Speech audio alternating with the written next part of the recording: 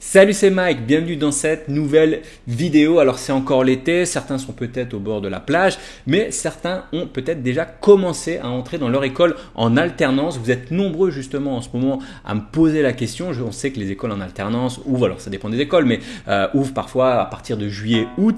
Et vous êtes nombreux à me poser la question, mais comment décrocher un stage en alternance? Vous êtes même nombreux à me demander si je ne prends pas des étudiants en alternance ici à Bali. Alors malheureusement, je ne prends pas d'étudiants en alternance ici. Donc justement aujourd'hui je voudrais parler de ce sujet. Alors moi je suis passé par là, je sais que c'est difficile, je sais que c'est stressant, je sais que les délais sont serrés et tu risques peut-être de rater une année si tu ne décroches pas ton stage. Donc dans cette vidéo ce que je vais faire, je vais te présenter 10 astuces pour décrocher un stage en alternance. C'est parti.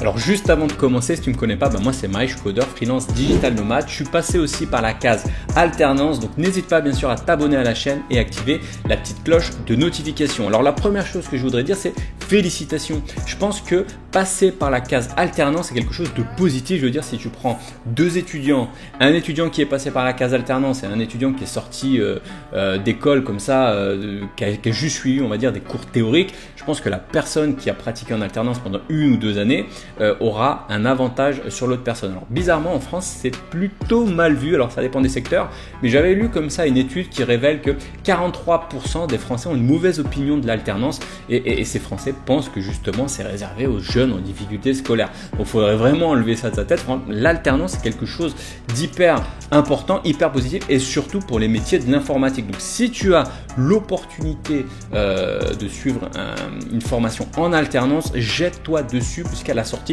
tu auras beaucoup de chances, beaucoup plus de chances de décrocher ton premier emploi. Pourquoi? Parce que tout simplement tu auras beaucoup plus d'expérience. Maintenant, le problème, c'est que si tu cherches un stage en alternance, tu n'as probablement pas beaucoup d'expérience. Et je sais que c'est difficile. Je suis passé par là. Je me souviens que j'avais à peu près on commençait les recherches à partir du mois d'août et j'avais jusqu'à décembre pour trouver mon stage en alternance. J'ai trouvé peut-être à partir du début décembre, 15 jours avant la fin des inscriptions. Donc, j'ai vraiment eu chaud et justement, aujourd'hui, je voudrais te partager un maximum de conseils là-dessus. Alors justement, le premier conseil que je voudrais te donner, c'est de s'y prendre tôt et d'y consacrer du temps. Tu dois en faire la priorité du moment. Alors, ça va passer très vite. On se dit souvent, ça va, j'ai jusqu'à décembre, ça dépend encore une fois des écoles, mais on a souvent une certaine deadline et on se dit bon, ça va et on a tendance comme ça à pas en faire une priorité et à en faire une priorité un mois avant la fin des inscriptions. Et du coup, je pense que c'est une erreur stratégique. Ça va prendre du temps. Comme tout processus de recrutement, il va falloir que tu envoies plusieurs CV. On va te dire non une première fois, une deuxième fois, tu vas devoir passer des entretiens. Ça va pas se passer bien du premier coup. Et donc, du coup, ça va prendre du temps. Donc, prends-y tôt, j'ai du mal à le dire, enfin tu auras compris le truc, faut s'y prendre tôt et surtout fais-en une priorité. Le deuxième conseil que je voudrais donner, c'est stop la charité. Moi, je reçois trop d'emails du type salut Mike, je suis vraiment désespéré. Si je décroche pas, si j'ai pas de stage, je vais finir à la rue, je vais rater mon école, je vais rater mon année, etc. J'espère que vous envoyez pas, j'espère que tu n'envoies pas ce type d'email à des boîtes parce que laisse-moi te dire quelque chose de concret, de réel, c'est que, excuse-moi de te le dire, mais les boîtes en ont rien à foutre de ta vie. Que tu rates ta vie, que tu rates ton école, que tu rates je sais pas quoi, elles s'en foutent. Donc c'est vraiment une mauvaise approche.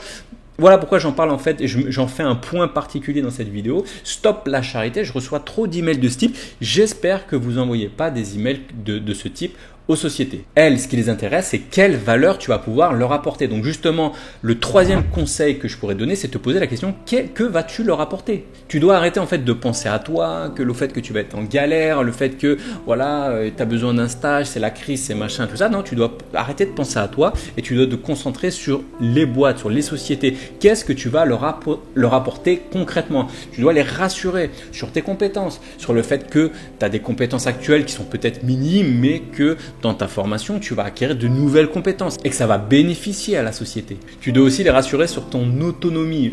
Un des premiers freins quand tu prends une personne en alternance, et moi j'ai recruté aussi des personnes en alternance, c'est que tu te poses toujours la question de l'autonomie de la personne. Parce qu'en fait, quand tu prends une personne en alternance, ça va coûter une ressource. Il va devoir y avoir un maître de stage, une personne qui va être là, qui va accompagner, etc.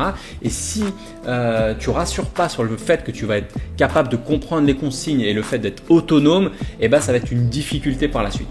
Quatrième conseil que je pourrais te donner, utilise ton réseau. Ça, c'est hyper important. Il ne faut pas négliger son réseau. Souvent, quand on est en alternance comme ça, quand on cherche des stages, on dit bon, ok, on va trouver sur Internet, etc. des boîtes. Et en fait, on a tendance comme ça à négliger son réseau.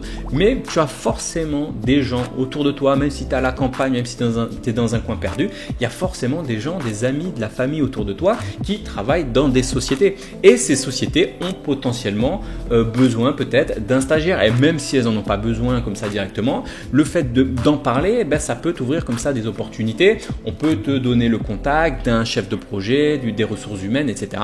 Et quand une personne des ressources humaines reçoit une pile de CV de personnes anonymes, enfin de personnes lambda, et un CV d'une personne à l'intérieur de la boîte, et ben, c'est quelque chose de positif et tu auras un avantage. Donc il ne faut surtout pas négliger justement ce réseau, ton réseau personnel. Le cinquième conseil que je pourrais te donner, c'est de cibler correctement. Alors évite les emails impersonnels. Alors moi je déteste ça, j'en reçois souvent, surtout par rapport à ma chaîne YouTube ou dans d'autres trucs. Par exemple, on me dit oui, votre chaîne a retenu notre attention, là, on sait que c'est un truc qu'on a envoyé en masse. Et pareil, tu vois, évite les blabla que tu as copié-collé sur internet du type oui, votre société a retenu mon intérêt car en effet, nanana, tout ça, tu vois, elles en reçoivent, les boîtes reçoivent des dizaines par jour ce genre d'email et du coup, bah, ça passe tout de suite à la trappe. Donc prends du temps pour personnaliser tes demandes, tes emails, etc.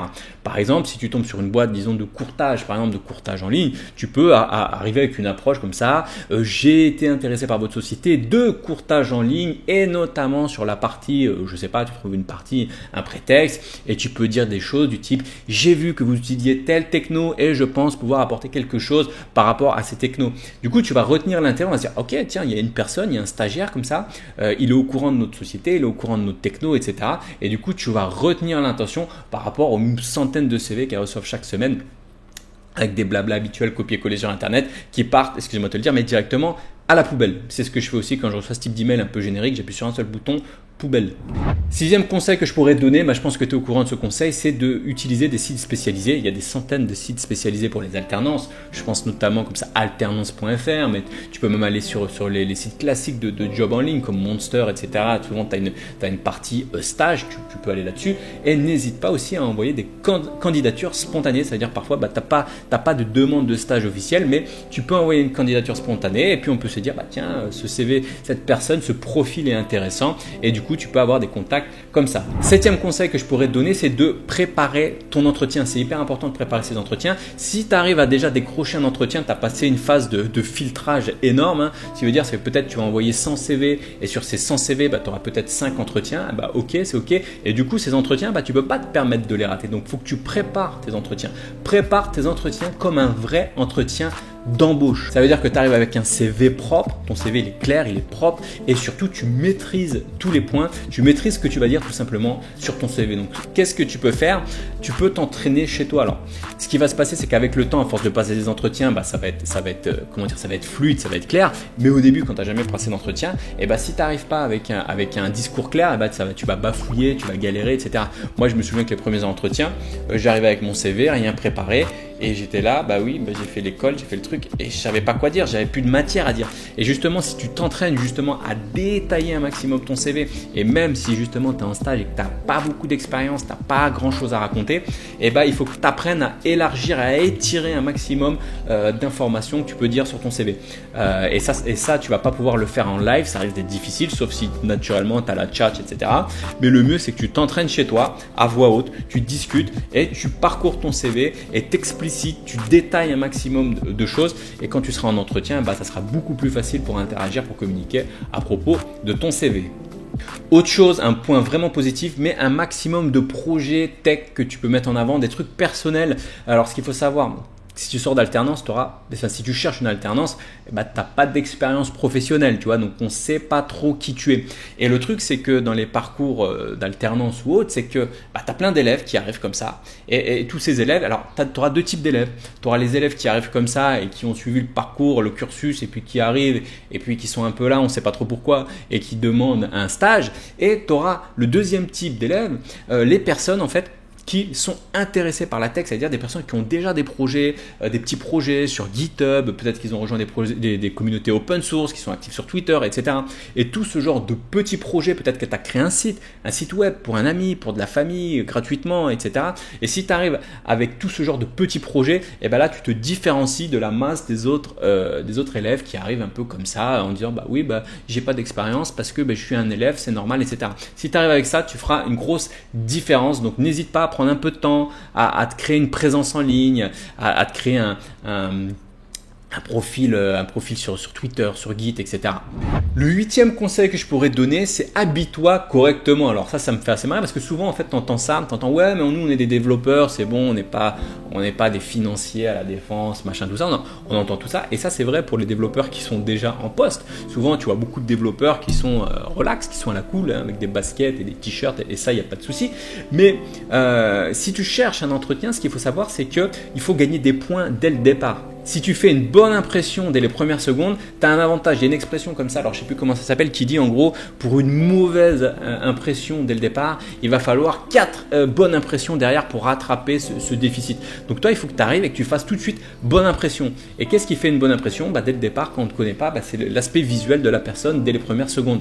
Et pour ça, moi, ce que je te recommande, c'est tout simplement de mettre un costume. Un costume, pourquoi les gens ils mettent un costume? C'est pour éliminer les aspects personnels des gens. Le but d'un costume, en fait, c'est ça, c'est pas juste d'être bien habillé. Le but d'un costume, par exemple, c'est, je sais pas, peut-être que tu aimes le rock, tu aimes le hard rock, AC/DC, etc.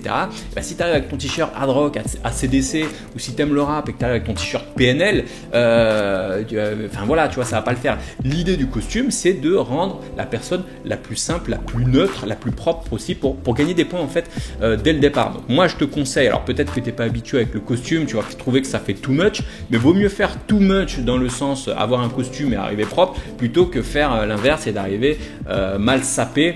Peut-être que toi tu penses que tu es bien sapé, tu vois, mais les gens ils vont te voir et vont dire qu'est-ce qu'il fait avec ses baskets, sa paire de requins et je sais pas quoi. Non, ça le fait pas. Donc viens le mieux habillé possible. Le 9e conseil que je pourrais te donner, c'est de ne pas négliger ce qu'on appelle tout ce qui est communication non verbale, tu sais, c'est tout ce qui est ton attitude en fait, quand tu arrives, peut-être que tu vas patienter dans une salle d'attente, dans une salle d'accueil. Alors si tu arrives et qu'on te fait patienter dans l'accueil, souvent dans les sociétés tu as l'accueil, si tu regardes la brochure, si tu es intéressé un peu par la boîte, tu vas donner une bonne impression. Mais si par exemple tu es là comme ça sur ton smartphone à jouer à Candy Crush, bon, ça va pas donner une bonne impression. Autre chose aussi, c'est tout simplement aussi de montrer de l'intérêt. Je veux dire, si tu as un entretien un peu passif comme ça, on te pose des questions, tu réponds oui, non, ça va pas le faire. Il faut que tu sois assis bien droit comme ça, que tu prennes des notes, même si des notes c'est bidon, tu vois, que tu prends de la merde, excuse-moi du terme, mais il faut montrer que tu arrives, tu es sérieux, tu poses un truc, tu as des notes, tu vas prendre des notes. Et justement, c'est tout ce qui est de la communication non verbale. Il faut que tu montres de l'intérêt. Et à la fin, bien sûr, on va te poser probablement des questions. Est-ce que vous avez des questions, des choses comme ça? Bien évidemment, tu dis pas non, j'ai pas de questions. Non, tu as toujours une question à poser sur l'équipe, tu te débrouilles pour avoir une dernière question à poser pour justement montrer ton intérêt. Tu poses pas des questions du type est-ce qu'on a des tickets resto ou des choses comme ça, mais tu montres l'intérêt pour le poste. Le 10e point, le 10e conseil que je te donne, ça va être difficile, ça dépend des personnes, mais sois flexible en termes de boîte, en termes de lieu, de distance, etc. Moi, par exemple, j'avais fait mon premier stage, un DUT au fin fond de la ligne E, après les champs à campagne et tout. Là, j'ai même plus le nom du truc où je passais 2 heures le matin sur la ligne, je sais plus quelle ligne, et après encore 1 heure quasiment de train jusqu'au fin fond de la ligne E. Bon, ça a duré 2 mois, mais voilà, il faut être flexible là-dessus. Et j'avais fait aussi mon stage en alternance ensuite au fin fond. J'aime bien les fins fonds pour les stages, il faut faire un effort. Alors moi j'aime bien, tu vois, les trucs sur Paris et tout, mais malheureusement mes stages ils étaient au fin fond. Alors là c'était au fin fond du Val d'Oise, dans le 95. Tu passais le 93, Gare du Nord, Saint-Denis, Villetaneuse, là Deuil-la-Barre, machin, tous ces trucs là. Tu passais Sarcelles, tu vois, après Sarcelles, et après tu avais un truc, je sais plus comment ça s'appelait. Daumont, un truc comme ça. Enfin bref, c'était vraiment pas le lieu de rêve pour faire un stage en alternance. En plus, pour la petite histoire, cette société en alternance ne m'a pas payé pendant plusieurs mois. Elle a coulé, elle a déposé le bilan. Enfin, c'était une grosse galère. Mais voilà, tout ça pour te dire qu'il faut être flexible, ne pas avoir peur de faire des kilomètres. Ce qu'il faut que tu retiennes, c'est que décrocher un stage, eh ben, ça va faire que tu vas pouvoir continuer l'aventure de ta formation et du coup, ce qui va faire que tu vas pouvoir devenir développeur. Voilà, c'est tout pour cette vidéo. J'espère que ces conseils vont être utiles pour que tu puisses décrocher ton premier stage en alternance. J'espère que ça va bien se passer pour toi. N'hésite pas bien sûr à t'abonner à la chaîne et à activer la petite cloche de notification. Et si tu souhaites plus de conseils pour apprendre à coder, pour devenir freelance, etc., sache que j'envoie une newsletter quasi quotidienne, c'est-à-dire 2 à 3 emails par semaine. Donc c'est le premier lien dans la description. Je te dis à la semaine prochaine pour une prochaine vidéo. Ciao!